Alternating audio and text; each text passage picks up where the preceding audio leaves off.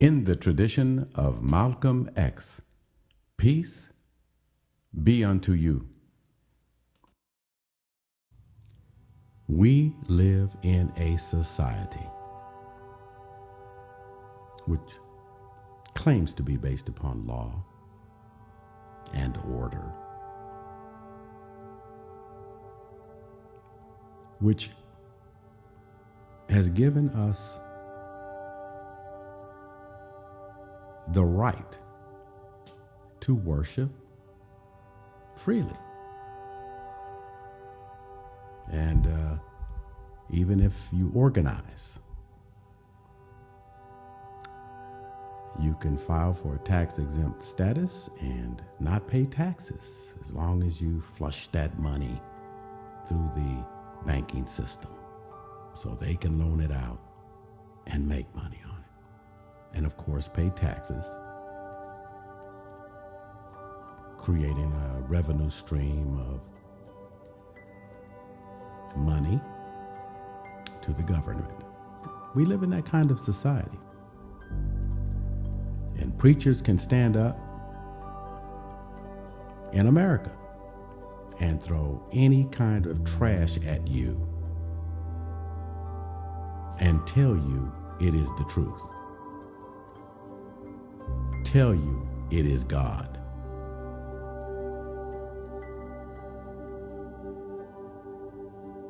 Now, the truth is, God is not flesh and blood. God is neither male nor female. God, and I'm using that word, I could say Allah, is transcendent. But because we were not taught right as children, we wander from place to place, some of us seeking truth, and some of us have given up altogether on the search, the quest for truth. That is the sad reality of living in a society wherein people can start a religion as a small business and make money. You are not a God. You're not even an angel. You are an animal with a soul, a body with a soul. You occupy a tropic level in the hierarchy of natural life on this planet. And if you examine your position in the tropic hierarchy, you will be compelled to accept the truth that you are absolutely and utterly dependent on every tropic level below you down to earthworms living in the darkness of their underground wormholes.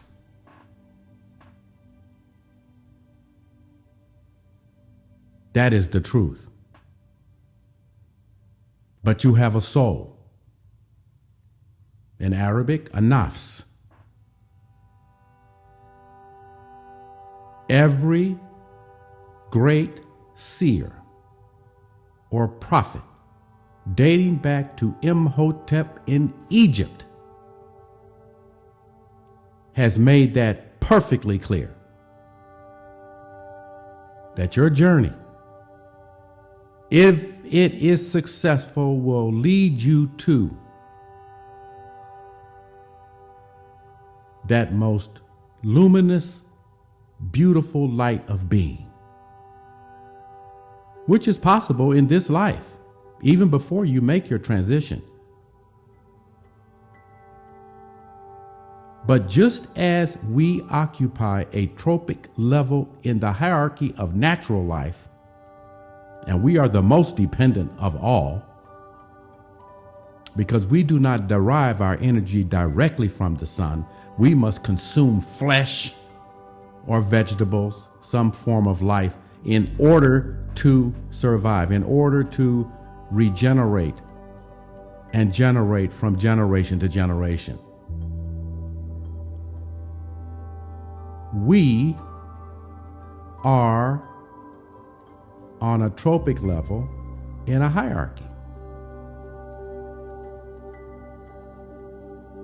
Now, there is a place for every animal species on the tropic or in the tropic level. But what about our souls? What about when we die and your body is going to die? You may die today, you may die tomorrow, you may die a month later. Your body is going to deteriorate. It is subject to the law of entropy. And the elements that make it up will be scattered, maybe light years away from this place, wherever it is in space. But your soul, the question is, where will it be? Well, here's the answer. There is a plane of existence after the death of the body for every soul, just as there is a tropic level, a plane of existence for every life form on earth. There is a afterlife plane of existence. And because God is just, your soul will be on a plane proportionate to what you deserve, because God is perfectly just. There are no mistakes. There's no possibility of error. And let me tell you why that is the case. And I'm speaking metaphorically now. When you, as a soul, enter into a body at birth, it is as though you bring with you a little mirror big enough to reflect your face, i.e., to reflect your soul and the light that created it. And when you are born, it's clean, it's perfectly reflective of the light that will shine and illumine your face. You are an infant. You have done no wrong to yourself. But as you live your life, the struggle is to keep the surface of that mirror purely reflective of the light. Now, because no one is perfect, you usually point the mirror upward, metaphorically speaking, to reflect the light that is God, as one might point their solar panel on the sun to collect the energy of the sun to power the house. But there are times when things are not working out for you and you point your mirror downward. You point your mirror downward to the low life. And that is what is reflected on your face. And that struggle persists throughout your life. You point it up, you point it down. You point it up, you point it down. And of course, that varies from person to person. But we know life is a struggle. And there are circumstances in which we find ourselves that are so difficult that we point our mirror down much longer than we ought to.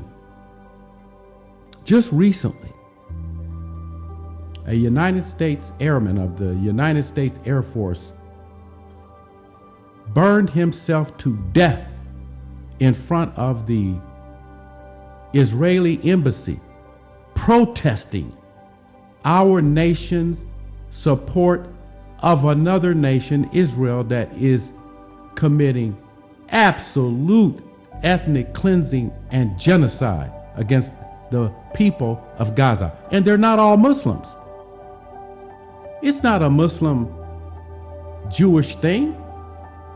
It's a Zionist effort to cleanse the land of all people that live on it whether they be Arab or English or whatever, Christian or Muslim or whatever. He could not point his mirror downward again to the low life. He turned it so that it would face the light, and he couldn't stand himself in the position that he was in any longer.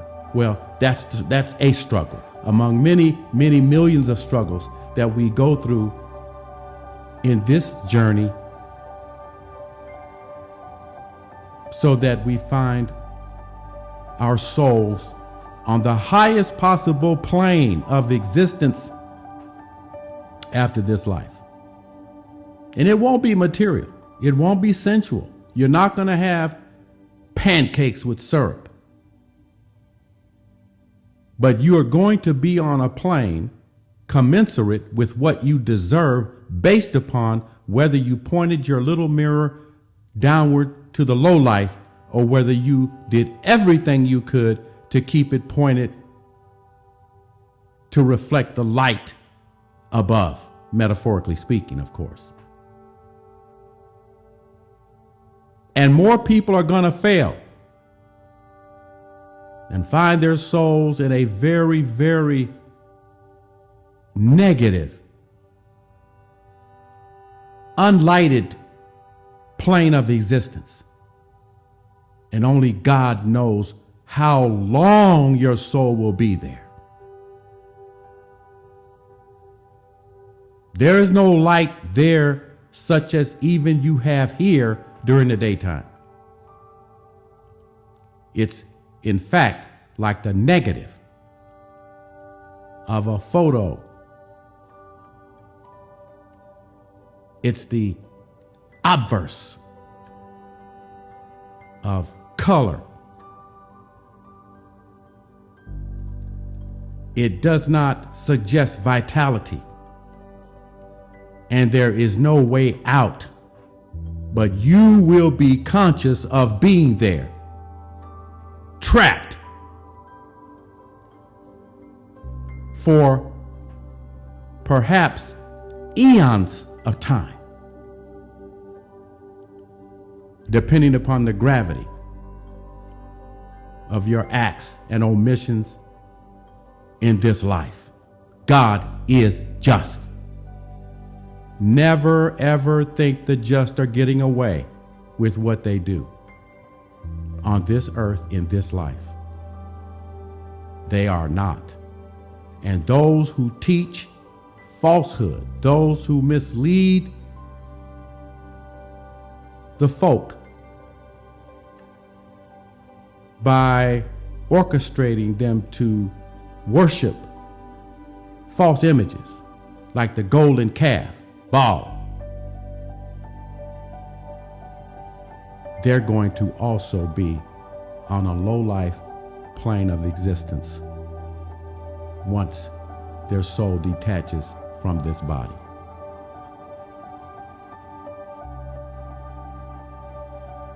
I am Dr. Stephen Nur Ahmed. Peace be unto you.